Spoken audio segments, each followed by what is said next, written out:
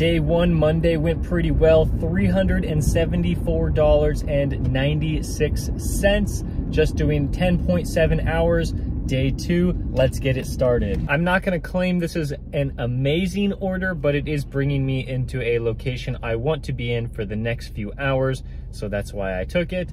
And $10.65 for 7 miles. I mean, at the end of the day, it's not too horrible of an order. I don't know exactly how much I want to make this week, but I do know that I gotta make quite a bit of money because I have been slacking off on the delivery side of things because I've been so focused on YouTube. Cookies are delivered. Now let's go pick up some Filibertos. Oh no, we're going to these high rises. I do not enjoy delivering here at all.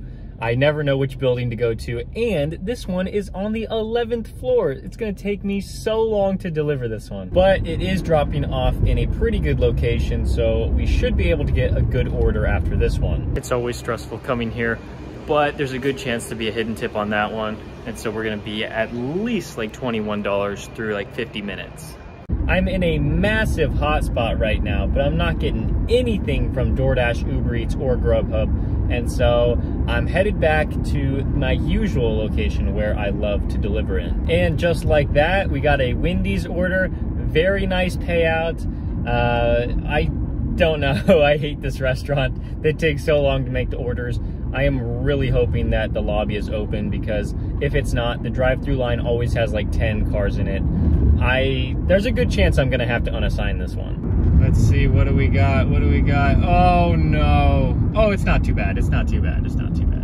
Hi, I have a Grubhub order for Jamie. I did not have to wait too long in that drive-through line, and then I went to drop it off. No complaints there, and now I get to go to some burros. Last time I tried to go through the drive-through and they wouldn't hand me the food, and I had to drive all the way around. I was stuck in there for like 4 minutes. Drive all the way around to the front and then walk in and then pick up the food. So I'm just gonna go inside this time. Even though I've gotten quite a few large orders, I don't feel like I'm making a lot of money today, and so hopefully it picks up very soon. I don't think there's gonna be a hidden tip on this one, but that would definitely be a bonus. I would say that was a pretty decent Sombreros order.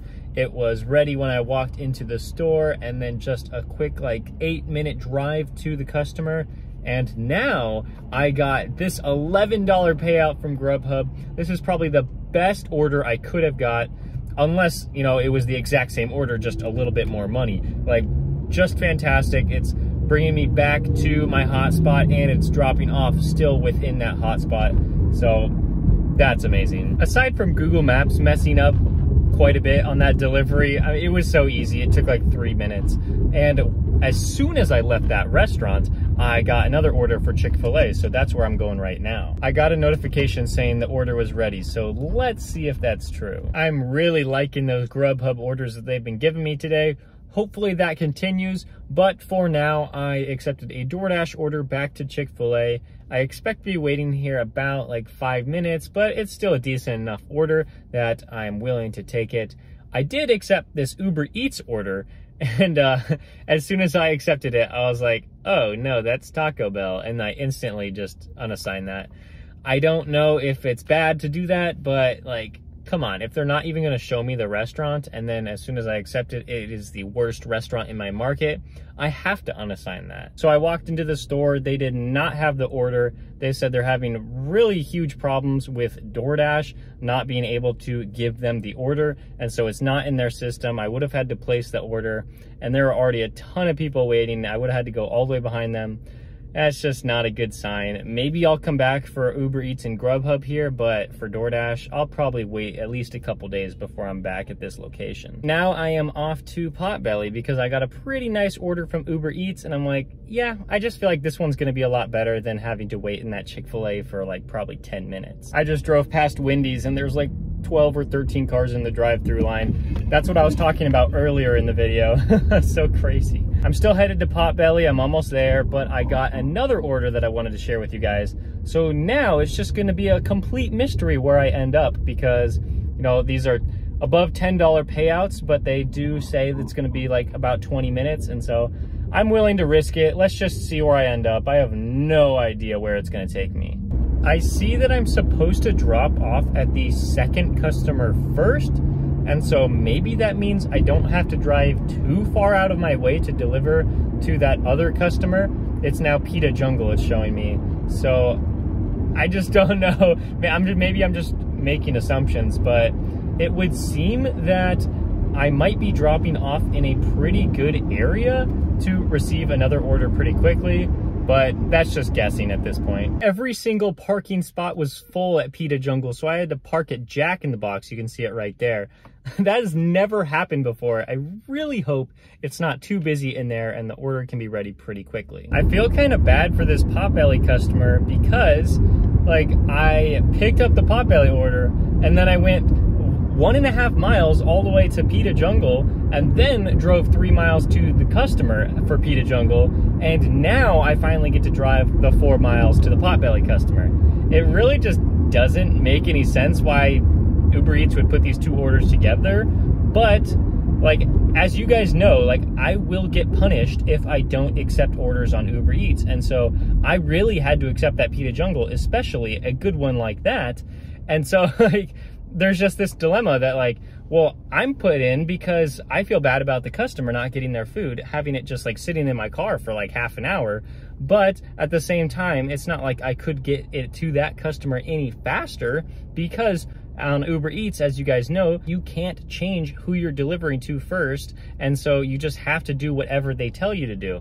And so I'm just sitting here like, man, like I feel really bad. I feel like I did an entire separate order in between picking up and dropping off this Potbelly order. Such a weird thing. Like, I don't know, like it's definitely not my fault, but like I still feel bad. And now Chipotle. Just dropped off that Chipotle. I would say that's a pretty good order for only being about like 1.5 miles from the restaurant. I am now at Jersey Mike's and I'm worried this order isn't going to be ready because, I mean, the usual Jersey Mike's I go to is just bad. They never have the orders ready, but I'm hoping this one can be ready in less than 5 minutes, even though they ordered quite a bit of items. It was 9 items, a bunch of drinks, sandwiches, chips. I'm delivering to a very fancy hotel. Let's see how much they'll tip me. I'll put it right there. Let's get some Pita Jungle. I accepted this one because it's bringing me to a better area, and $8.50. Maybe a hidden tip? Well, I had to wait in there for almost 15 minutes, which is pretty crazy because it was just one item, just a salad. But now I am off to the customer and hopefully we can get another order in this hour. It definitely wasn't ideal to have to wait in Pita Jungle so long, but that $7 tip is so nice, especially knowing that they only ordered one item that was probably like $20. After that Pita Jungle order, that will conclude my delivery day. I will go over the numbers in just a second, but I had to stop and pick up some food on the way home. I don't always think picking up drive-thru food is the best financial decision, but it's just so convenient. It looks dark, but it's not nighttime. I'm just inside a garage right now. Let's go over the numbers from this 4-hour shift. Grubhub was our third highest earning app today. We did 3 orders, $31.33. I would say Grubhub had a pretty good day. There were 2 orders that were really nice. That Wendy's order at the beginning of the day, it helped me out a lot. It was a nice payout. And then that Euros Plus order was absolutely amazing. Probably my best order of the day, $11 for 3.3 miles. But in reality, it was probably $11 for like 0.2 miles because of how close the drop-off location was. And I was driving back there anyway. DoorDash was 4 orders, $37.65. I would say it was a pretty mediocre day from DoorDash. Really nothing too special.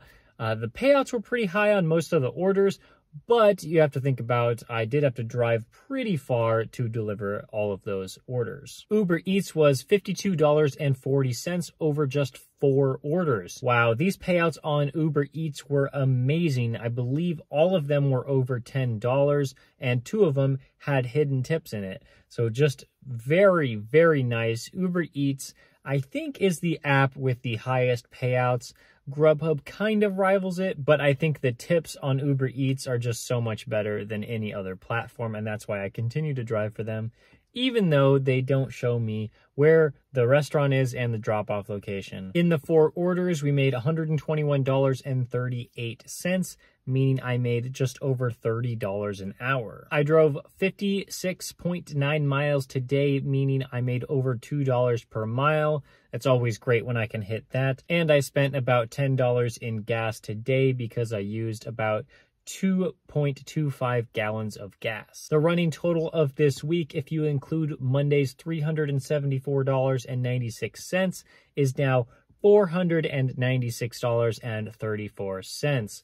I think I'm going to make a lot of money this week. Thank you guys so much for watching. If you found this video helpful, please give it a like. And if you've been enjoying the rest of my content, please subscribe, and I'll see you next time.